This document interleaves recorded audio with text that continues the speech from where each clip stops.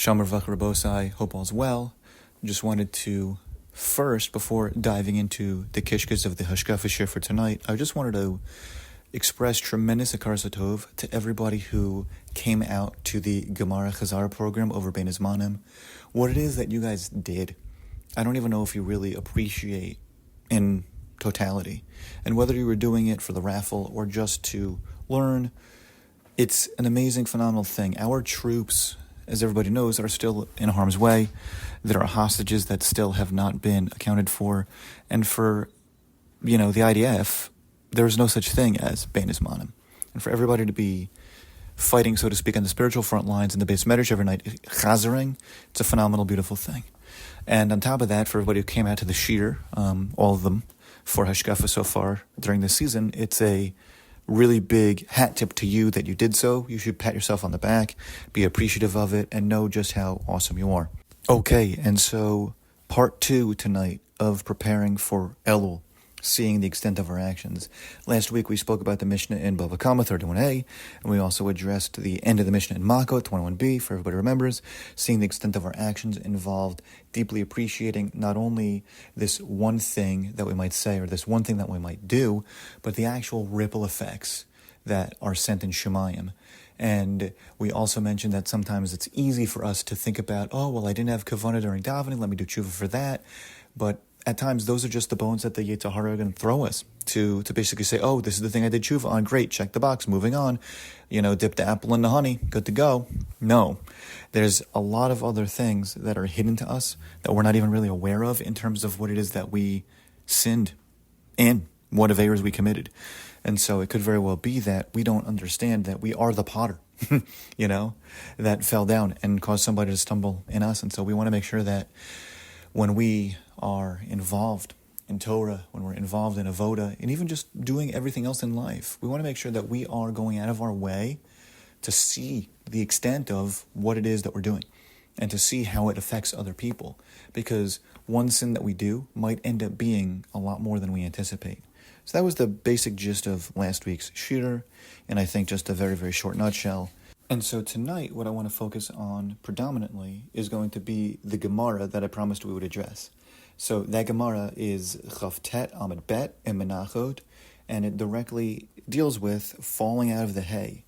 And so if you're following along in the source sheet, look at the wide lines on the page and go down, I believe it's almost 7, 1, 2, 3, 4, 5, 6, 7, to Umipnei Ma Nivra Ha'olam Hazeh Behei.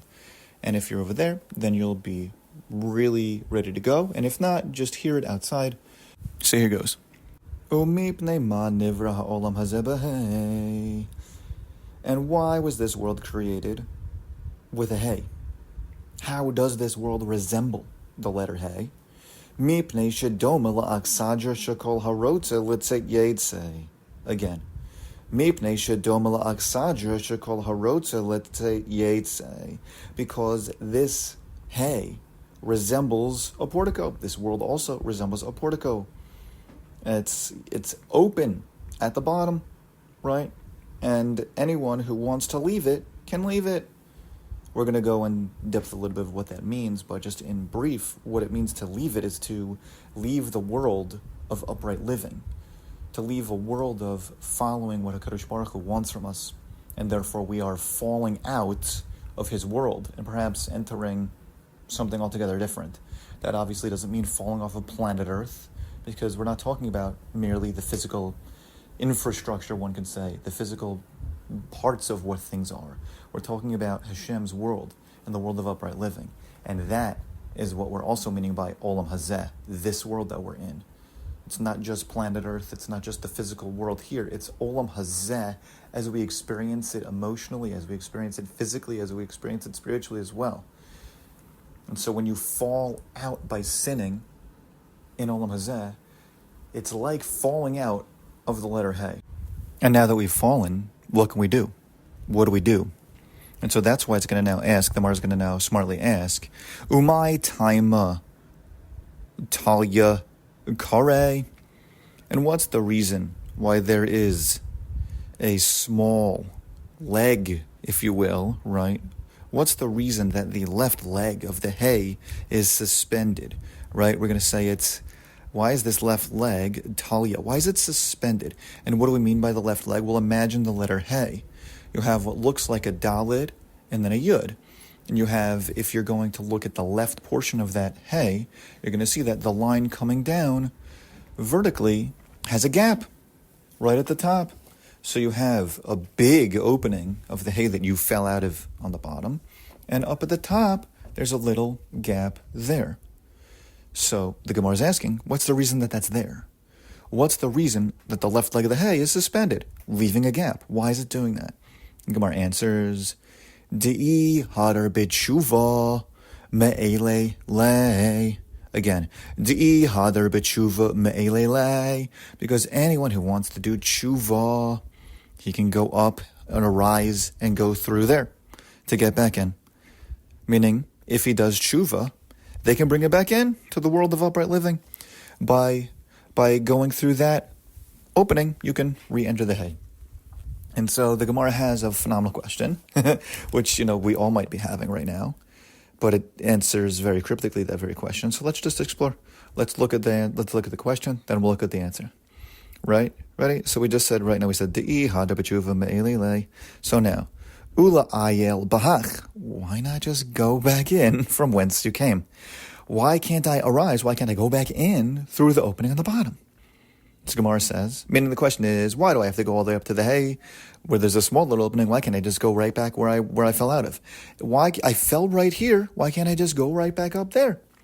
I fell right back down there. Why can't I just go back up there? Right? So the answer is, Lo mistaya milta. Lo mistaya milta. It just doesn't work. No, this won't work.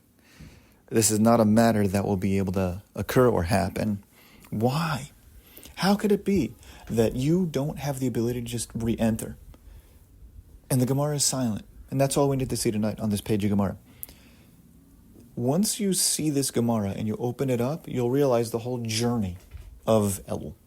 And you'll understand the journey of what it takes during Elul to get to where we need to be for Rosh Hashanah, where we want to get to for Yom Kippur, and the whole entire Zman of Tshuva. But not just then, but every time.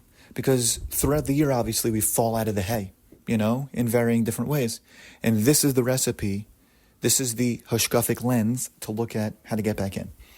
So, Rav Mendel Bernstein, my Rabbi, he said, based on many Mefarshim, that the reason that you can't go back in the bottom of the hay is because you haven't changed. You are the same you. There's nothing different. There's no tshuva aspect. What you have to do is rise up and climb back up, claw your way back up, which is why you need to go to the small gap. It's a smaller gap because it's not as accessible. It's not a wide, big, easy gap to go back into. Doing tshuva is hard. Getting back up again is hard. But when you climb, and rise, that's when you'll be able to get back in the hay of upright living. And so you need to be loftier and higher and better than you were when you fell. Again, you have to be higher and loftier and better than where you were when you fell to get back into the world of upright living. Hence why you're only able to go back into the hay when you're up on that left side by the little gap. Amazing. This Gemara becomes the way for us to approach what we need to do in Elul. What we need to do even just as preparation for Elul. What we even need to be aware of in terms of what we're supposed to be doing during Elul. So now, we could think of all the examples in the world, right? You fell in an area of kashrus, maybe. You fell in the area of davening, maybe. You fell in the area of how to relate to your parents as a Baal Tshuva, maybe. You fell in who knows what. Whatever your unique circumstances are, fill in the blank. You're out of the world of the hay, at least in that concept. And hopefully not totally out of the world of upright living, but you've fallen, right? So what do we have to do? It's not just get back up and, okay, here I go again, back into the world. Like I stumbled, I'm back up. No. In order to properly do this, the chiddush of this Gemara is that you have to change. You have to improve. You have to be better than you started. Because the you that was you when you fell out can't be the you that is you when you're back in. You have to make sure that you grow. So now what do? How do I climb? Well, maybe you work on yourself. How do you work on yourself? It depends on what you're trying to accomplish, what you're trying to achieve. It's very possible that what you're ultimately going to need to do is get advice from a Rav, or maybe it's just setting SMART goals, something that's specific, measurable, attainable, realistic, and time-bound to get you where you need to be, which is part of what you're going to be doing when you make Kabbalahs come Rosh Hashanah time, right? But this is like maybe a mini piece and little goals to get you into the ultimate directions of getting back into the hay. It doesn't have to be big. So think on it. And again, all these shiurim are to show you the depth and the breadth and the beauty of a Gemara, as well as the hashkafic lens through which you can learn one, but it's also to get you to think and to do a cheshbon nefesh. There's nothing better that you can do right now in Elul than to do a cheshbon nefesh. There's something incredibly challenging when you sit down to try to do one, though, which is to only think of all of the negative things that are, floating around your head instead of looking at all the good. You also need to do a cheshbon nefesh on the good. Take a look, take stock of everything you've done. Are there positives? Of course there are. Well, think about them. What did you succeed in? And then get excited to see where you didn't fall out of the hay. And then when you're strong enough and ready, start thinking about the aspects and the parts where you did fall out. And then assess, what can I do to get back in? I'm here. I'm real with myself that I'm here now. I want to be there, where either I was or where I want to get to be again. Or if I wasn't ever there before, I want to be there in the future. And then chart a course, small, slow, gradual steps. Many of us, when we were growing spiritually, especially those in this group who are not, FFBs, the Balei Tshuva among us, right? Myself included, we all started by perhaps saying, I'm going to eat, kosher food, but we all took gradual steps. One of the biggest things is when you still eat that treif pizza, but it doesn't have that pepperoni on it, right, guys? And so it's partly thinking that those are achievements too. So think about small things that are like stepping stones to get you back into the hay. And even just that graphic, that visual, that understanding of what it is to arise and to ascend will help you realize that with every passing moment, you have to get better to get back in the hay. Otherwise, what you're doing is not actually improving yourself. And that's where I want to close. Appreciating and understanding that small, gradual steps are not just, a silly key phrase or catchphrase that's used when you're doing tshuva as a bal tshuva in the beginning of your journey. It's literally the textbook plan and platform and program for success in all areas of life. I mean, think about it. There are programs in our learning designed literally for small, gradual achievement. You have Mishnah Yomi, Daf Yomi, Amid Yomi, all these different projects. And if you actually look back on your achievements during them, if you stuck to them and are able to keep going weiter with them, you'll see, holy moly, I did only 2 Mishnayot every day, and look how much I've achieved. And you'll see it. Open up your Mishnah from when you started, the first time. Or if you're doing Daf Yomi, or whatever it might be, Kinyan, Hamasechta. Any learning program starts like this, with this design plan in mind, or any of these halakha programs for Mishnah Berurah, things like that. You're like, oh my goodness, look how much I achieved. That needs to be your outlook and approach with Elul. Rabbi Yisrael Reisman once said that the way in which he does Kabbalahs is almost like stacking. That's my lashon, not his. It's like stacking. The Kabbalahs that he was successful in by Rosh Hashanah and Yom Kippur last year, he adds them to what he's doing this year. And that was his recipe for success. And I'm sure he learned that from other Gedolim. And you might think to yourself, I never was successful with any of my Kabbalahs. Well, then you just keep going until you are. You will be. Make them smaller. Make them more achievable. And you'll be able to do it. And then the one that you had from last year, you'll add to another one. And that is how you get back in the hay. And so when your mindset now is on, what are my Kabbalahs going to be come Rosh Hashanah time? Instead of, or Yom Kippur time. Whatever your Kabbalahs are going to be, whenever you want to make them. If you start thinking now, as we're about to enter Elul, right? It's going to be Shabbos Mavarchim for Elul. And a lot of people are going to be thinking, oh gosh, it's Elul, and getting scared. No, if you're prepared, you know what you got to face. You could do it. Sure, there's going to be pachad, but now has to be a time to appreciate and resonate with what you can do.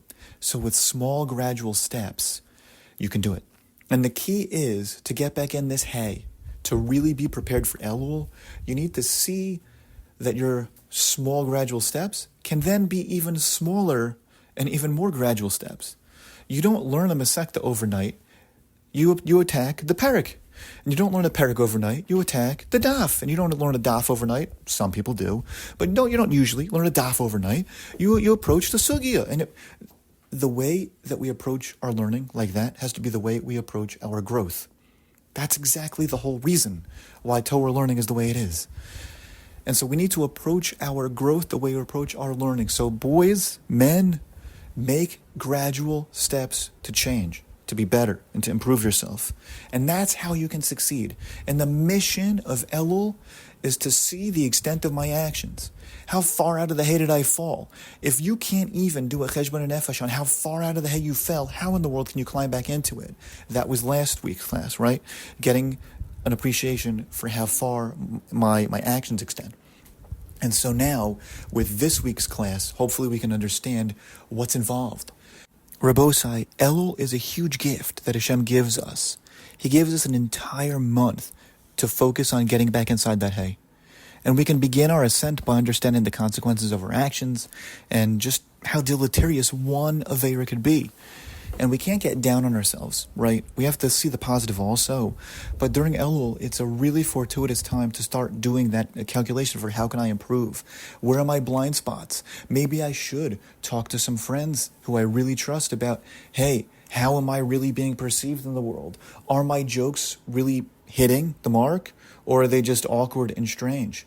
Am I a person who is able to enter a room where people aren't turning around like, oh gosh, who's this person? Like, you need to get clarity on who you are and how you can work on yourself in certain aspects of things like that.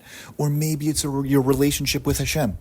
And maybe your level of sincerity and devotion. Or maybe it's fill in the blank. Whatever it is that you know about yourself, and whatever it is that your closest peers, friends, companions can tell you about yourself, will all inform your where you need to grow. So Rabbosai, here we are. We're on the cusp of entering Elul. You know, like I said, it's going to be Shabbos Mevarchim for Elul. And is it just going to be another one that passes us by? Or are we going to really seize the moment? And so this year is the year, Rabbosai. This year's the year. Make this Elul count. Because frankly, Rabbosai, you count. You're part of an amazing group of individuals who are such a minority of a minority already in a minority. Hashem tapped all of us on the shoulder to make a difference in this world. Not all of us, grew up like this. In fact, the majority of us on this recording and this shiur listening to this didn't grow up this way. And we were charged with a mission to make a difference because we count. Chart that course for your next year now. Do it before it gets very overwhelming. The Zman's going to start up again, and you're going to be told what Gemara you're going to be learning. Tell yourself what sugya of your personalistic growth you're going to be in.